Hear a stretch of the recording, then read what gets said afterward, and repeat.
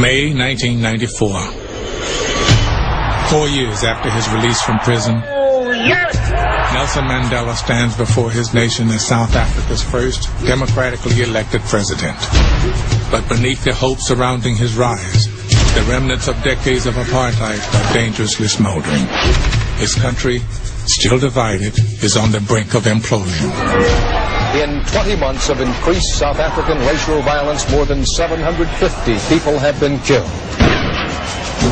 There were an awful lot of right-wingers who were threatening war, who were organizing for war. Former soldiers, armed to the teeth, they were fighting to preserve white rule. It was the worst possible tension you can get between black and white people. No one will silence the white nation.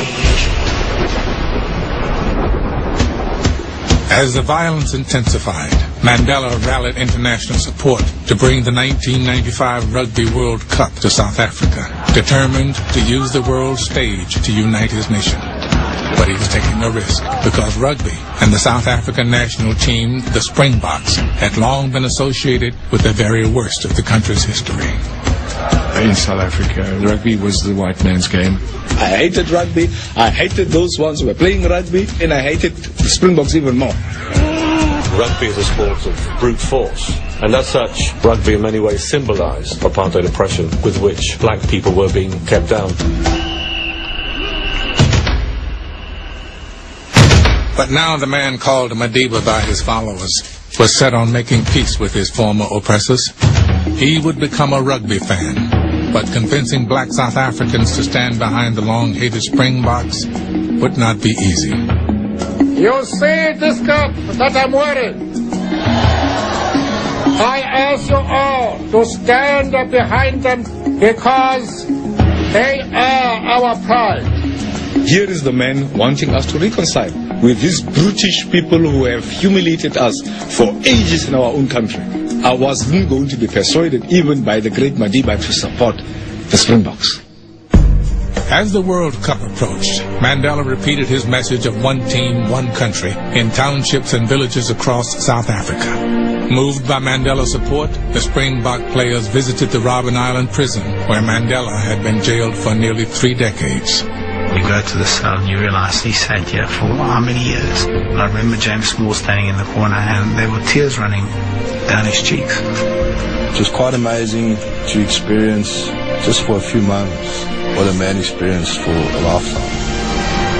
You didn't really understand how big this whole thing was until we saw that. That also made us realize that, what we were doing was a little bit more than just playing a game. That's the end of the game. Well, who would have believed that South Africa would beat Australia, world champions? The underdog Springboks, newly inspired, began a magical run through the tournament. And that's it. South Africa have beaten France in this World Cup semi-final. But as the team advanced, something even more improbable happened. Black South Africans started to stand behind the national team. We started realizing that, this is our country, this is our brothers, we all have to be behind them. People understood that we're a fledgling democracy, we're on show together. Please show the world that we're doing all right.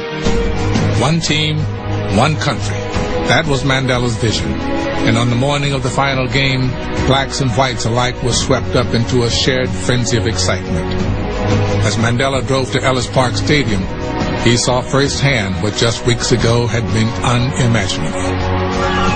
We had a lot of white people driving past us, hooting and fists out of and normally they have the fists out of anger, but this was fists of jubilation. On all the lights, on all the freeways, you had these enormous flags. Everywhere was just the World Cup, the World Cup. Beneath the stadium, the Springboks prepared, knowing they would never play a more important game. Moments before they took the field, the silent tension in the locker room was broken. The door opened, and in walked Nelson Mandela. Nobody knew they was coming to visit us. He walks in, and he's beaming. He is the #1 citizen of our country. a black man wearing a Springbok jersey. Never in our wildest dreams did we ever expect him to wear Springbok on his heart. It was a very, very strong motivator in terms of where we were going and what we had to achieve. We now down to the big game, and the two great rivals of New Zealand and South Africa out in the middle at Ellis Park. Tied 12-12 after regulation, the match remains one of the epic finals in rugby history. As play headed to overtime, Mandela sat in the president's box, his great experiment hanging in the balance. Van der Westhuizen, Stransky looks for the drop. Has he got it? Yes, it's over. That is it. The final whistle then. South Africa win this Rugby World Cup final. And what a dramatic finish for the host country. I don't think I've ever seen so many grown men on the rugby field cry.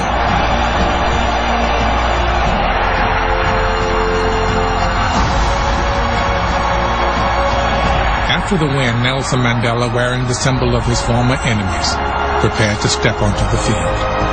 The crowd just went wild. It was like a volcano erupting.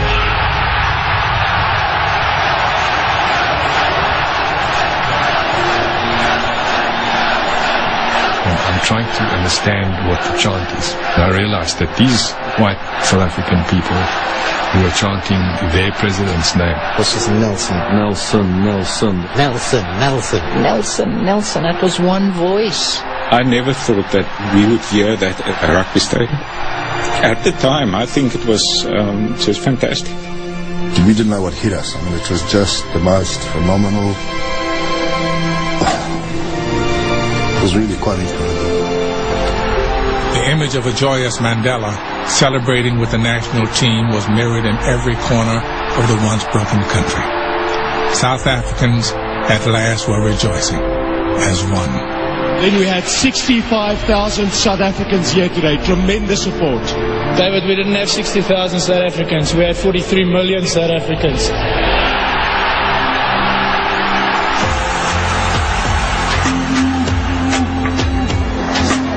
It was freedom all over.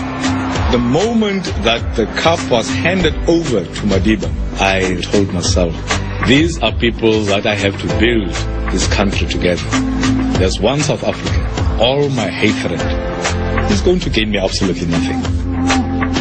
Madiba took my hand and he shook it and he said, thank you very much for what you've done for South Africa. I said, Madiba, you got it wrong. Thank you for what you've done for South Africa.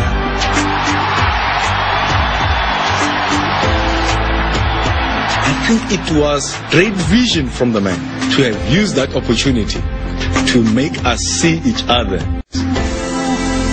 This is our South Africa.